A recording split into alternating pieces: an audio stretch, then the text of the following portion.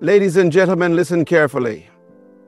Too many people in life believe that success comes from saying yes to everything, from being present everywhere, from being available at every call. But let me ask you something. Does gold make itself easy to find? Do diamonds sit on the surface waiting for someone to pick them up? No. Their value is in their rarity, in their refinement, in the distinction. Your problem is not that you are unnoticed. Your problem is that you have made yourself too common. You have confused accessibility with importance. And today I want to shake your mindset, because true impact in life comes not from being everywhere, but from being valuable. Listen to me carefully. One of the greatest mistakes you can ever make is believing that your significance is measured by how many people have access to you. Many of you are exhausted, frustrated, and stretched beyond your limits, not because you lack potential, but because you have given too much of yourself to things that do not serve your destiny. You have mistaken activity for progress, busyness for effectiveness, and availability for value. Let me ask you, have you ever seen a lion chasing every insect that crosses its path? Have you ever seen an eagle flapping its wings at every gust of wind? No, a lion moves with focus. An eagle soars with precision. But look at you, running in every direction, answering every call, responding to every demand, trying to please everyone, hoping that being available will make you important. The truth is, people do not value what they can access to easily. If you are always present, you become ordinary. If you are always available, you become predictable. And anything that is predictable loses its power. Even the sun, though it shines every day, is ignored by most. But let a rare eclipse happen and the whole world stops to watch. Why? Because value is in scarcity, not in commonness. Some of you are frustrated, saying, they don't appreciate me, they take me for granted. But the problem is not them, the problem is you. You have given yourself too freely. You have not guarded your time, your energy, or your presence. And let me tell you something. Whatever is not protected will be exploited. Even Jesus, the Son of God, understood this principle. He did not make himself available to everyone at all times. He withdrew, he prayed alone, he spent time with a select few, and even among the 12 disciples, he had an inner circle, Peter, James, and John. Why? Because he understood that indiscriminate availability weakens impact. Some of you need to stop making yourself an open door and start becoming a select invitation. Let me take you back to Joseph. He was in Potiphar's house, a trusted servant. And then came a moment, a test. Potiphar's wife wanted him. She wanted access. She wanted to use him for her pleasure. And Joseph had two choices: be available or be valuable. If he had chosen to be available, he would have lost his destiny for a moment of convenience. But instead, he chose to be valuable, and that decision placed him on a path to the palace. Some of you are sacrificing your future on the altar of immediate availability. You are saying yes to everything, and in doing so, you are saying no to your destiny. Every yes you give to something unimportant is a no to something critical. Every time you make yourself accessible to distractions, you are closing the door on your own greatness. Wake up. You were not created to be common. You were not designed to be everywhere at all times. You must guard your presence. Choose where you invest your energy. Not every call deserves an answer. Not every opportunity is your assignment. Not every invitation requires your presence. If you do not take control of your availability, people will waste your life for you. From this day forward, stop chasing recognition through presence and start building your worth through refinement. Because the truth is, the world does not chase what is always available. It chases what is truly valuable. We live in a world where people believe that visibility equals value. They think that if they are not constantly seen, constantly in the spotlight, constantly in front of people, then they are not progressing. But that is a dangerous deception. A seed is never seen while it is growing. A tree does not sprout overnight. A foundation is buried deep in the ground before a building ever rises. The most valuable things in life are prepared in private before they are revealed in public. And yet, so many of you are desperate for exposure before you have built substance.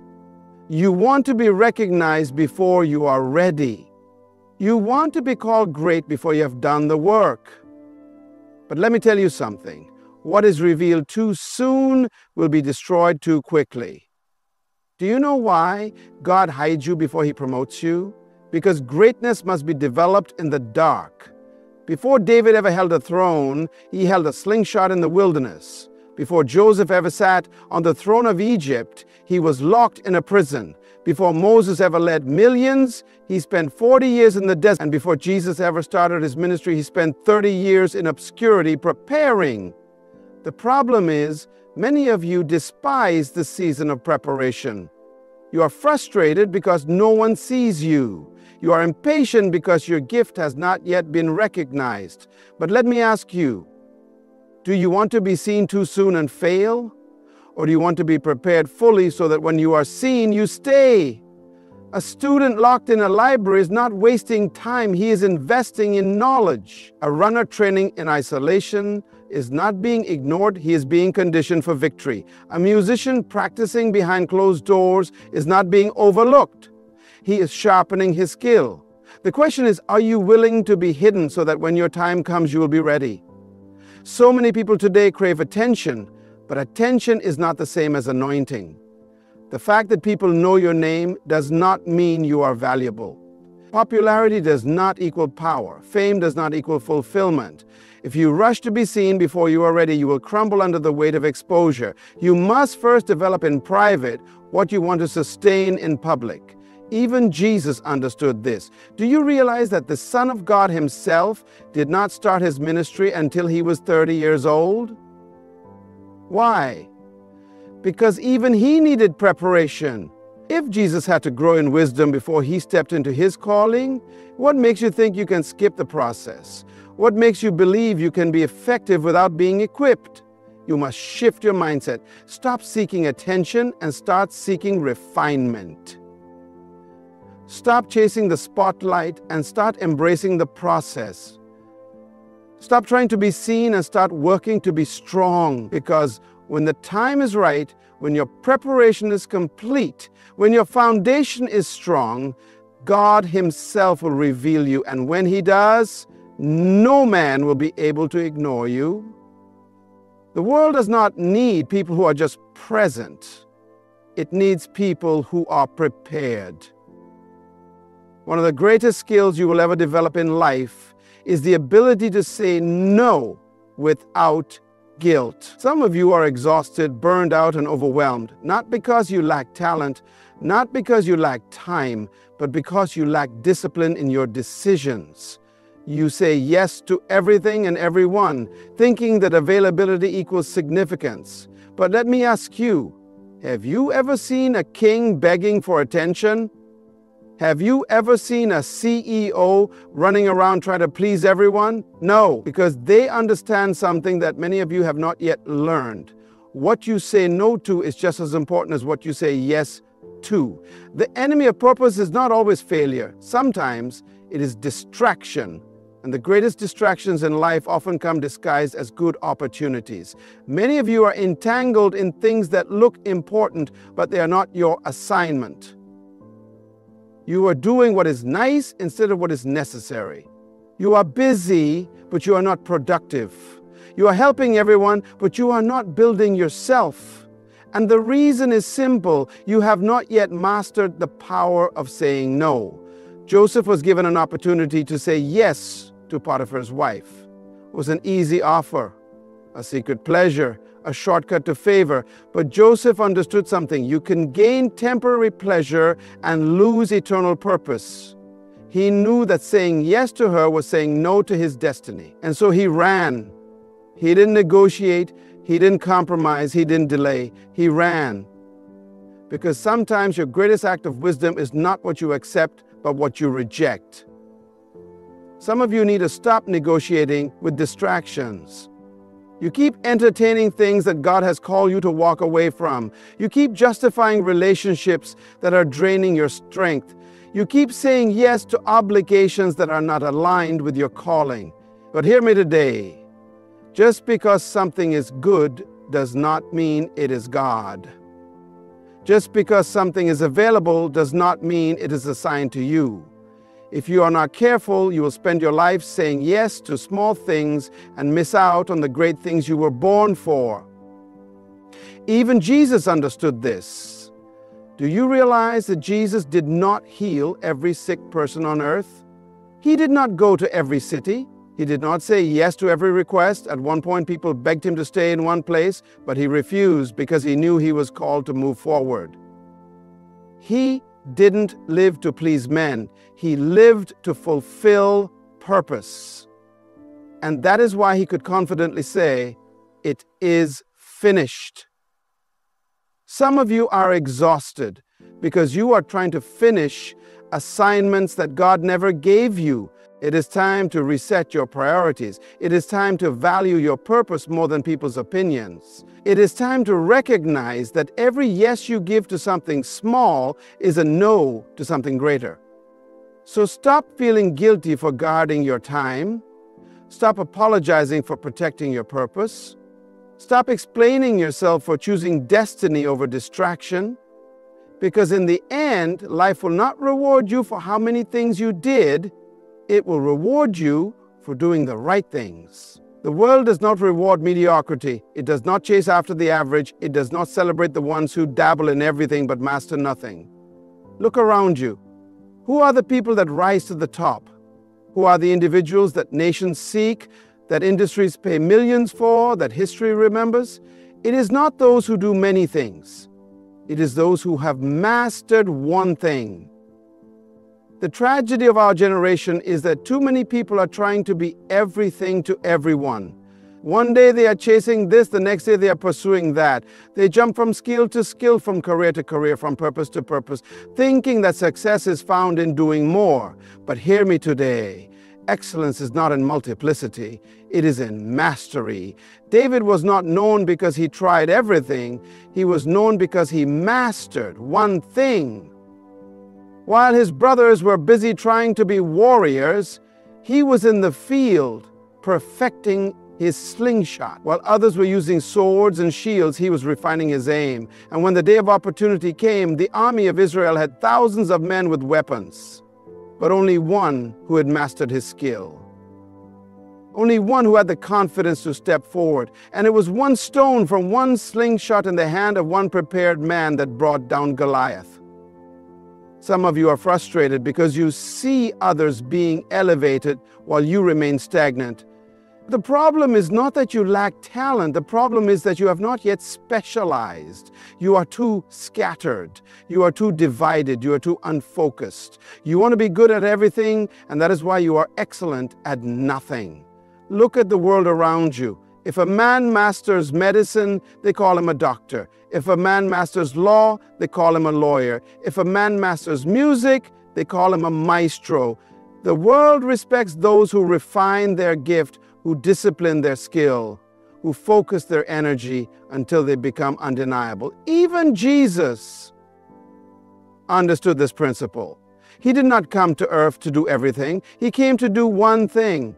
He said, "For this reason I was born, and for this cause I came into the world." He had one mission, one focus, one purpose. And because of that, he changed the world in just 3 years of ministry.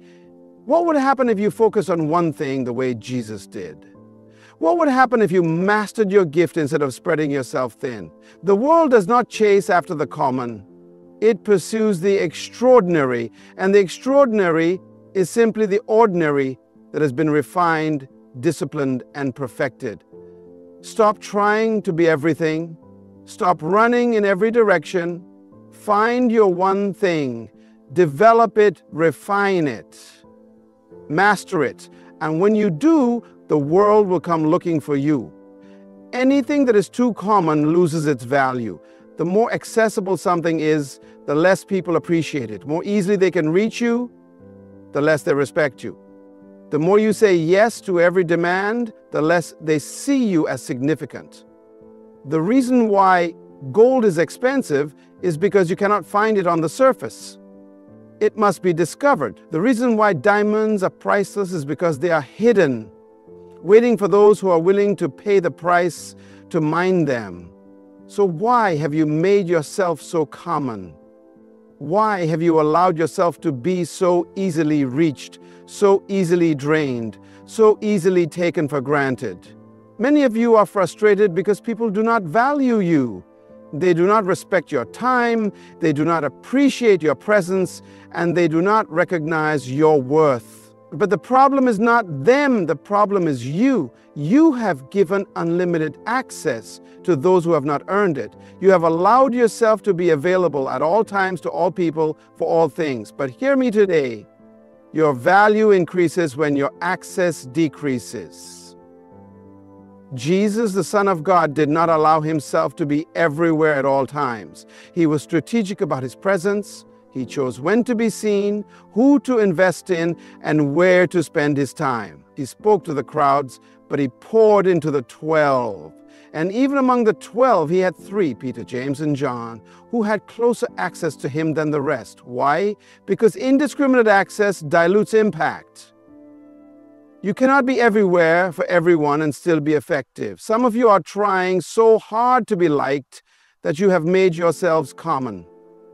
You say yes to every meeting, yes to every request, yes to every opportunity, hoping that people will see your value. But let me tell you something. Kings do not beg for attention. Great leaders do not run after people. Those who carry true value do not chase. They choose. Do you know why some people never grow? Because they are too available. Do you know why some businesses never expand? Because they cater to everyone instead of focusing on those who value them. Even luxury brands understand this principle. You will never see a Rolls-Royce advertisement on television. You will never see a private jet company begging for customers. Why? Because they understand that rarity creates demand. The more restricted something is, the more value it becomes. It is time for you to guard your presence.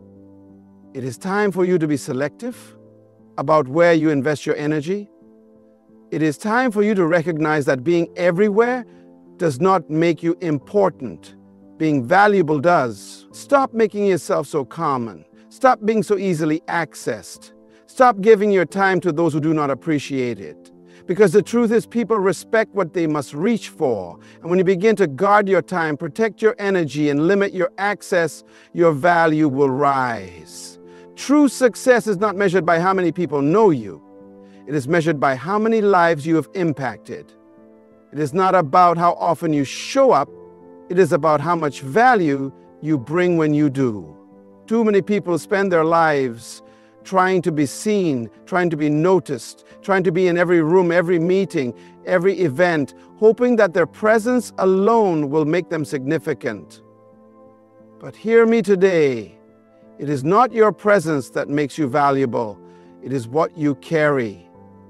A doctor does not walk into an operating room just to be seen. He comes in with skill, knowledge, and the power to heal. A lawyer does not enter a courtroom just to sit. He comes with wisdom, strategy, and the ability to defend. A leader does not stand before people just to be recognized. He speaks with authority, bringing vision and direction. The question is, what do you carry? When people encounter you, what do they receive? When you open your mouth, do you bring wisdom or just noise? When you enter a space, do you make a difference? Or are you simply taking up room? The tragedy of our generation is that many people want to be in places they have not yet prepared for. They want to sit at the table, but they have not yet developed anything to contribute. They want to be invited into greatness, but they have not yet cultivated greatness within themselves. And so they chase visibility instead of value. They seek popularity instead of purpose. They desire recognition instead of refinement. But let me tell you something. When you truly carry something of worth, you don't have to push your way in. People will pull you in. Joseph was not looking for Pharaoh. Pharaoh was looking for Joseph. Why? Because Joseph had something of value. He carried wisdom, solutions, and strategy. Daniel did not beg for influence. Kings sought him out. Why? Because Daniel had excellence, knowledge, and the ability to interpret mystery. Even Jesus, at just 12 years old, was found in the temple amazing the scholars, not because he wanted attention, but because he carried divine wisdom. If you spend your life chasing attention, you will always be at the mercy of other people's approval. But if you spend your life building yourself, refining your gift, sharpening your mind, and mastering your craft, you will never have to chase opportunities. Opportunities will chase you. The world does not need more people who are simply present. It needs people who carry solutions. It does not need more noise. It needs wisdom. It does not need more performers. It needs problem solvers. It is time to shift your focus, stop wasting energy trying to be seen, and start working to become something worth seeing. Stop running after invitations and start preparing so that when the right doors open, you deserve to walk through them. Because in the end, the world does not remember those who are always available. It remembers those who were truly valuable. The truth is, your life is not meant to be a constant scramble for attention, validation, or approval. You are not designed to be everywhere at all times, just trying to be seen. You were designed to be valuable, to bring something unique into this world that no one else can bring. It is time for you to stop chasing visibility and start focusing on what truly matters: your purpose, your preparation, and your impact. You are not here to just fill space. You are here to leave a mark. Your value is not in how much you are seen, but in how much you matter. So let me ask you this. Are you ready to stop being common and start being valuable? Are you ready to guard your time, protect your energy, and refine your skills until the world comes looking for you? Are you willing to embrace the process of growth even when it means being hidden for a season? Because when you do, your life will no longer be about availability. It'll be about the power of your presence. And trust me, when you are truly valuable, you will never have to chase success. It will chase you. Good luck on your journey. Keep refining, keep building, and keep preparing. Your time is coming. Thank you.